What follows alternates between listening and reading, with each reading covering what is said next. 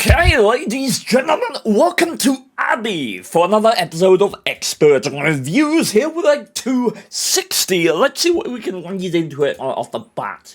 Playmaker 2016, what a name. 2,150 hit points, so looks like he's delved into field mods a little bit, because 2,100, the base hit points of the 260.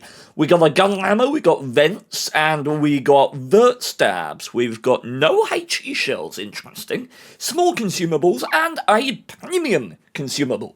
Interesting. Okay, an odd 260. Will he change his equipment as he loads in? We shall have to keep an eye on it.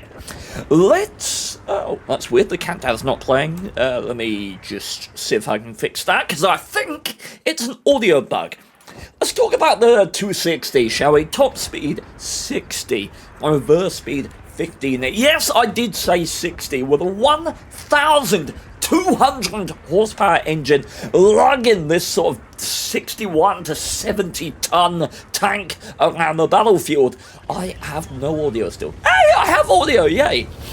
This thing is mobile for what it is. A big old Russian heavy it is. Heavy, but it is very fast in a straight line. A tad limited in traverse speed, 28, which is actually worse than an E75 as an example, which, given the E75 has a top speed around 30, right?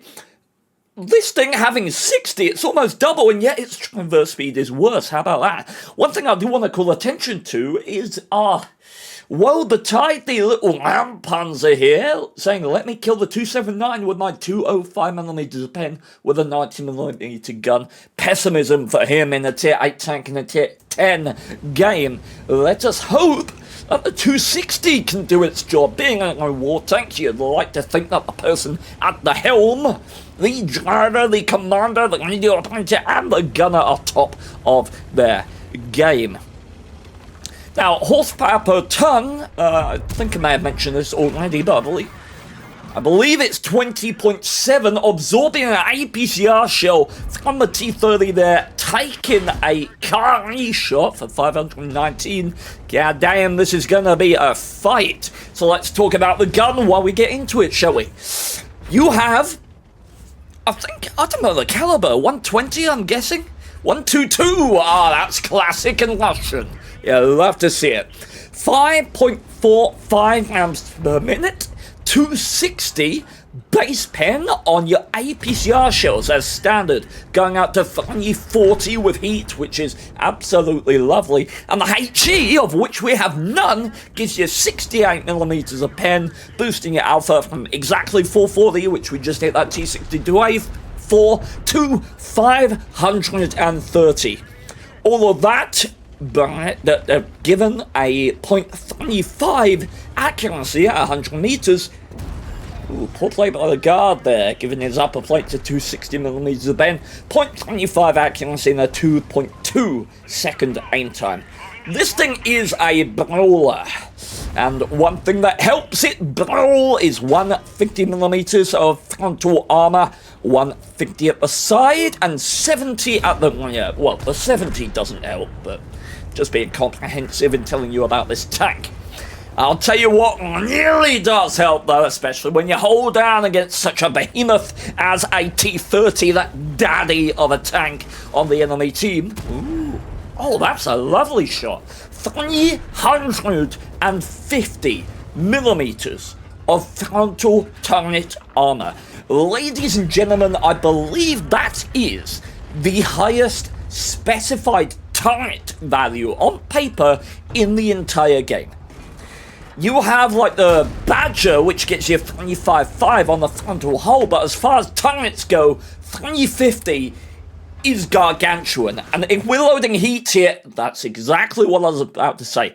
These T30, look, Tier 10 tanks, specifically Tier 10 TDs, if they are firing high pen AP or APCR, the gun mantlet of the T30 is a viable shot. Quite honestly. This is 279mm of armor.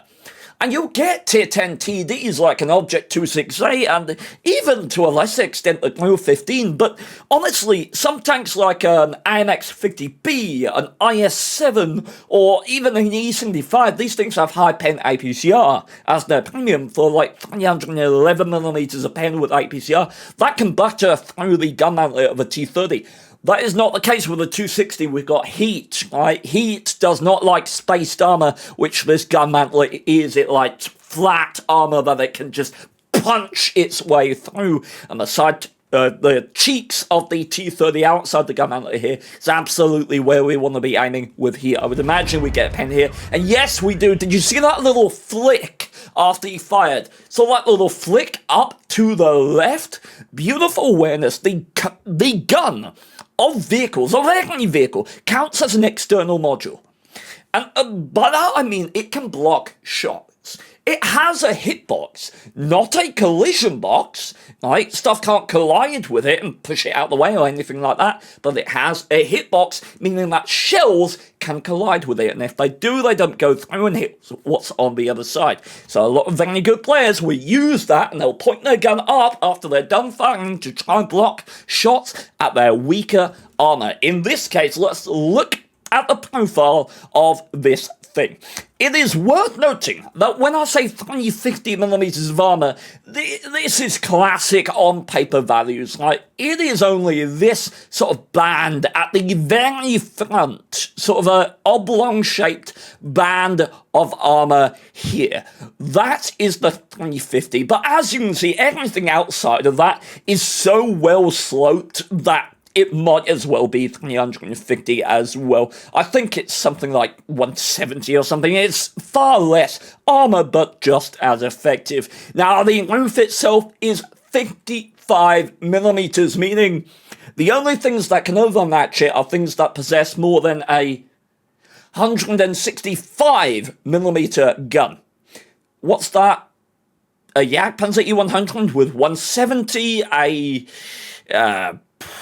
the FV4005, FV215B183, right? Those are the things. If you're firing AP in those vehicles, you can overmatch the top of a TC, Object 260. Yay, well done you. And if you're firing AP in a CGC, I guess, or a T92.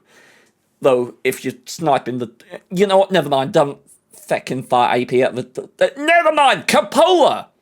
90mm of base armor. You might look at that and think, oh, yay! Not really, because it's 230 effective. Don't ask me how, but yeah, this is 230 effective armor, which, oddly... Huh? Okay, as I was saying, ironically, 230 is about the average value that you're going to find on the lower plate of the Object 260. Sort of 230 to 250 is the expected value that you're going to find on the lower plate of this thing. So if you're thinking, oh, do I aim at the cupola, do I aim at the lower plate? Aim at the lower plate, because the lower plate is going to be a far better shot most of the time. Speaking of armor, on the upper plate, you're going to find values at around 320, sorry. Probably 340 if you get a bad shot, given that this tank has the classic pike nose, right?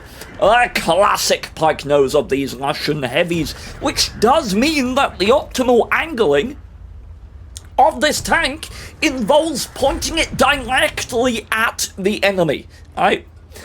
Flat on to the enemy, you are going to get the best armor value out of this. And if you are angling, you're actually weakening the upper plate of this vehicle, either one side or the other. Blocks the 430 a bit there, unfortunate.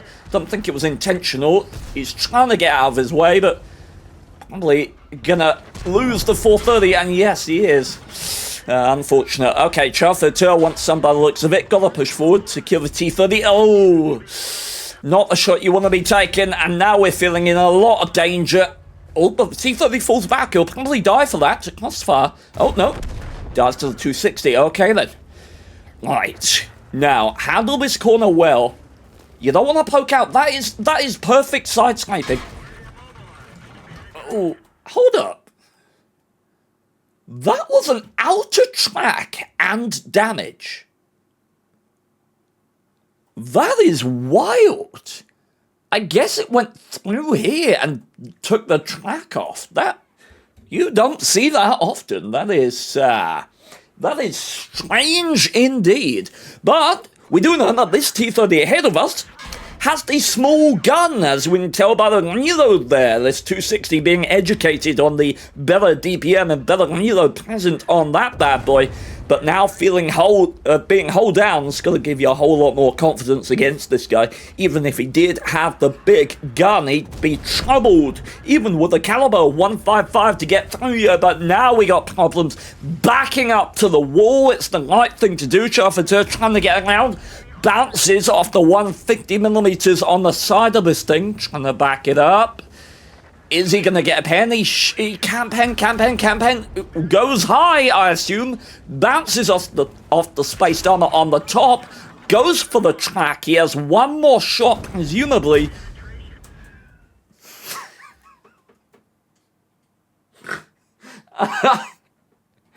Oh, man. There are some disappointed ancestors in that man's bloodline, let me tell you. And he's rage quit. I don't blame him, to be honest. That was highly pathetic. Look, if you're gonna zerg someone in an autoloader, at least make sure you kill the one-shot tank that you zerged. Jeez. On the plus side, that IHM or Landpanzer still alive and on full health. Pessimism didn't serve him well, but he's been conducting a task, to say the least. And now we got Capasher. Artie's there, and presumably the Artie is the one spotting these guys. Now, a question. Where is the Object 279E? Landpanzer looks like he's gone back, but do you worry at this point about crossfire from here? Doesn't seem like this guy's concerned at all. Oh no, 279E has been spotted back at base. Snapshot on the move, you may be Russian, but you got 0.35 accuracy, 2.2 second aim time, you ain't a 140 or T62A, my friend. That is not going to work. Okay, Chauffeur zerging in, Centurion on the multi-level engagement behind him. And Char looks like he's absolutely going for it, using his health. Second Chauffeur YOLOing in this game, though. Looks like he's going to have better luck. Oh, maybe not, because he's not penned. Oh, wow, nearly put it into the Chauffeur there. I thought the 215B was going to prioritize the kill on this 260 here, which he potentially should have. Very nice. Okay, Alloy Chauffeur crashed. Oh my god. What is wrong with the Chauffeurs in this game? Okay. Apparently Chauffeurs are just garbage. I mean, look, I know the Chauffeurs are high skill cap tank. It's very challenging to do as well as you can do in that thing. But look at this tank, 60 kilometers an hour. Like, I enjoy the 260 as a war tank so much more than the 279E, which we're about to be facing by the looks of it. Not because it's better. To be clear, I don't think anyone's going to tell you that the 260 is a better tank for random battles than the 279E, because it's just probably not, right? But it can shut one down, 340mm of heat pen. He's slightly above the opponent and knows exactly where to aim. The upper plate of the 279E is not targeting the non-existent lower plate, but 340 when you're above the 279, yep, you're gonna pound through that plate. And oh my word, the poor Landpanzer are way back there. Okay, so we're looking at 900 meters per second shell travel time on the shells. APCR was at 1,259, so it's something we want to consider. Don't have to worry about the 700 on the HE. And for my money, that Landpanzer is actually keeping that Jagdpanzer perma-tracked. Look at that. What a wonderful way to contribute in a bottom tier tank.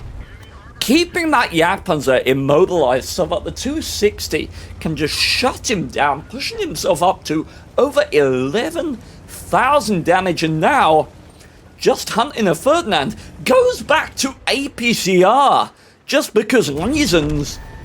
Straight from the sidearm of the Ferdinand, 80mm, I believe. Next in a Top Gun. A Top Gun with 11,000 damage. A bit of a stomp, no question. Some mistakes made by the enemy team. Nothing in this game that was particularly exceptional. It was decent play throughout. Probably should have died when the Scharfrichter zerged him. There was nothing I could really point out to say, yes, this was absolutely the worst play in the game, or this was absolutely the best. It was just an average game for the most part, from a tactical standpoint. And it goes to show you that when the matchmaker blesses you, you can pick up a wonderful result, which this was. Now, if you'd like to have your replay commented on and looked at in this manner, then do send it in to replays.wallst@yahoo.co.uk. That replay, that link will be in the description, or that email will be in the description. Until next time, farewell. Humanity peaks at our community manager. He is mentally jacked and strengthening our backs just like the corner weight on the turret of the challenger. Cause if we find ourselves in a crappy mood, you will brighten our day just through your attitude. Steven and Peabody, badass crew. So please take the song as a token of my gratitude.